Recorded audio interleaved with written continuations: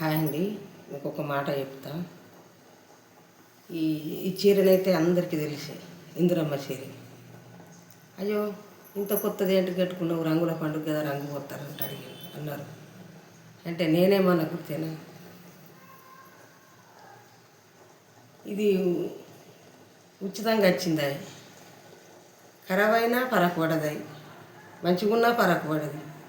ఎందుకని కష్టపడి పైసలు పెట్టి కొన్నదైనా పడితేనేమో అయ్యో అన్నట్టు అనుకుంటుంటే, కానీ పైసలు పెట్టి కొన్నది కాదు కదా, ఇది ఉచితంగా వచ్చింది. దీని విలువ నాకు తెలియలేదు.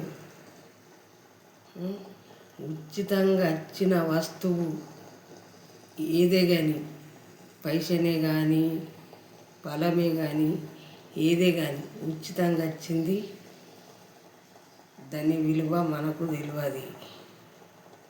ఉండని పోని అనుకుంటావు. అదే నువ్వు కష్టపడి తిను. అబ్బా, కష్టపడ్డ దానికి నాకు ఈ ఫలితం ఉన్నది.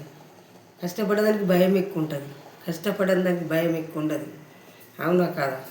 నేను ఈ మాటలు మాట్లాడిన దానికి నన్ను క్షమించుండ్రి. ఈ మాటలు నచ్చినట్టయితే లైక్ కొట్టుండ్రి, గంట కొట్టుండ్రి. అవునా కాదా? కష్టపడ్డదే మనది, కష్టపడింది ఏది మనది కాదు.